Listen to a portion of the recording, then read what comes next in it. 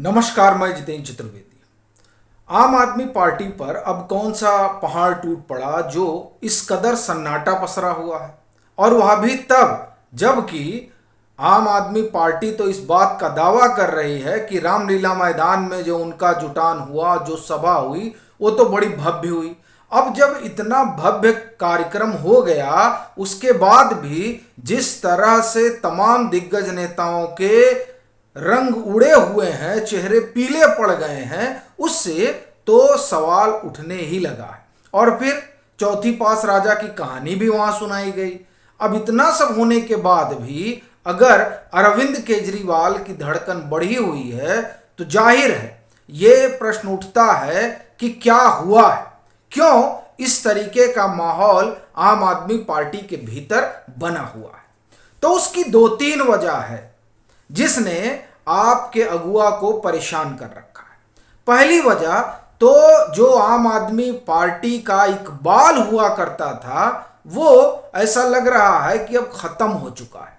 और इसका कारण है वो जो वहां पर जनसभा हुई, उस जनसभा में जो लोग आए, आप उनको थोड़ा उनका अध्ययन करिए। और आम आदमी पार्टी का जो यूट्यूब चैनल है, उस पर उस पूरी सभा का वीडियो पड़ा हुआ है। आप अगर उसे गौर से देखेंगे तो आप पाएंगे कि जो सभा हुई और जिस सभा को संबोधित किया किसने, अरविंद केजरीवाल ने, उस सभा में उनके संबोधन पर जो रिस्पांस रहा, जो प्रतिक्रिया रही, दरअसल उसने ही आम आदमी पार्टी के जो अगुआ रहे वो प्रतिक्रिया देख हक्का बक्का रह गए।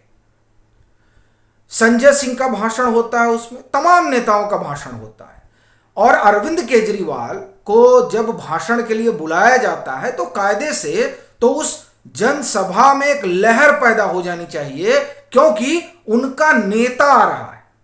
आप नरेंद्र मोदी की सभा देखिए, इस मामले में आप प्रियंका वाड्रा की सभा देखिए, आप इन सभाओं को जब देखेंगे, अमित शाह की सभा हो आप उसे देखिए, योगी आदित्यनाथ की सभा हो रही हो आप उसे देखिए। तो जब ये मंच पर भाषण देने के लिए आते हैं तो लहर उठती है, लोग इनका जय जयकार करते हैं, क्योंकि ये उनके अनुयायी अपने नेता को लेकर एक अलग भाव उनके भीतर दिखाई देता है, और वो माइक के जरिए सबको सुनाई देता है, भले ही माइक मंच पर क्यों ना लगा हो। लेकिन अरविंद केजरीवाल जब उठकर भाषण देने आते हैं तो कोई उस तरह का उद्घोष नहीं सुनाई देता है। फिर वो आकर नारे लगवाते हैं, भारत माता की जय। ये जब नारा लगता है तो ही एक बारगी सुनाई देता है उस माइक के जरिए जहां अरविंद केजरीवाल खड़े होकर बोल रहे थे। उसके बाद जब वो दोबारा तिबारा वहां से उद्घोष करते हैं तो जो वहां आवाम है, ऐसा मालूम पड़ता है कि 43 डिग्री टेम्परेचर में वह उनको भी लगता है कि बस अब एक बार हो गया, बार बार क्या उद्घोष किया जाए। ये दरअसल उदासीनता दिखाता है, इसलिए मैं आपको इतना डिटेल में इसे बता रहा हूं। और ये प्रतिबिंबित करता है कि किस तरीके से ये जो सभा है, जिस सभा के बारे में ये कहा जा रहा है कि स्वस्फूर्त नहीं है, तो वो असल में अरविंद केजरीवाल के भाषण के दरमियान उपजी उदासीनता ने इस बात को जाहिर कर दिया। फिर आप देखिए, वो बाकायदे प्रधानमंत्री पर तंज कसते हैं, चौथी पास राजा की कहानी सुनाकर, लेकिन उसमें भी कोई उस तरह का कोलाहल, कौतूहल लोगों में नहीं दिखाई देता है।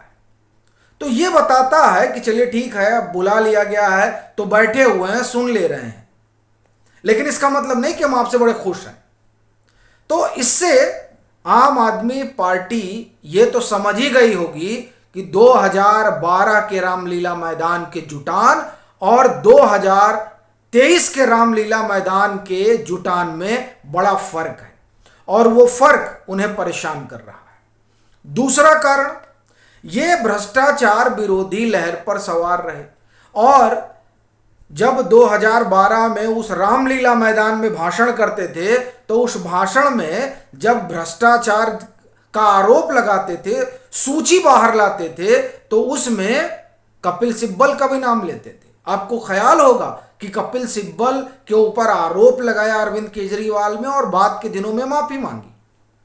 अब जिन्हें वो कल तक भ्रष्टाचार का जिनके ऊपर आरोप लगा रहे थे उनके साथ मंच साझा कर रहे हैं।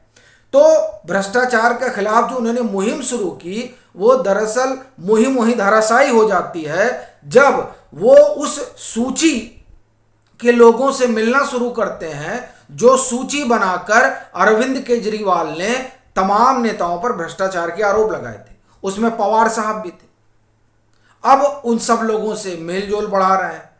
तो ये जो उनका दोहरा मापदंड है वह भी दरअसल रामलीला मैदान में साफ हो गया। और वो वैसे तो वहां हुंकार भर रहे थे कि यहां से जो आंदोलन उठेगा वो जो केंद्र में मौजूद सत्ता है उसे उखाड़ फेंकेगा, लेकिन अब ऐसा लग रहा है कि वहां से जो उनका दोहरा चरित्र सामने आया उससे कहीं ऐसा ना हो कि जो चिंगारी उठे वो दिल्ली में आम आदमी पार्टी की सरकार को ही ना उखाड़ कर फेंक दे, क्योंकि लोकसभा चुनाव के अगले साल ही दिल्ली विधानसभा का भी चुनाव होगा।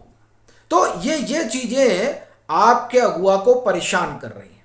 और एक जो बड़ी महत्वपूर्ण चीज है जिसने उनको सबसे ज्यादा परेशान किया है वो है अध्यादेश का राज्यसभा में पास हो जाना। जो अब सिनेरियो दिखाई दे रहा है, जो परिदृश्य उभर कर आया है, उसमें यही बात दिखाई देती है कि जिस अध्यादेश के खिलाफ अरविंद केजरीवाल ने 84,000 किलोमीटर की बताया जा रहा है कि यात्रा की, उस यात्रा के बाद भी उन्हें कुछ हासिल होने जा रहा है ऐसा मालूम नहीं पड़ता है, क्योंकि उस मंच पर तो विपक्ष का कोई नेता दिखा नहीं। और जहां तक समर्थन की बात है तो आप देखिए तमाम लोग इनकार कर ही चुके हैं। भाई कांग्रेस तो अलग बैठी हुई है और नेशनल कॉन्फ्रेंस माने उमर अब्दुल्ला कह रहे हैं कि काहे दे दें, क्यों दे समर्थन। तो इससे एक बात तो साफ है कि अरविंद केजरीवाल को अब इसकी चिंता सताने लगी और ये चिंता ही है कि वो अब अधिकारियों पर एक तरह से कहिए कि उन्हें टारगेट कर रहे हैं और इसके लिए जो विधानसभा है उसको उन्होंने जरिया बनाया है। हमने आपको बताया था किस तरह से राजशेखर को कमेटी ने नोटिस भेजा है विधानसभा की, और वो अकेले नहीं है, खुद मुख्य सचिव तक को बुला लिया गया है।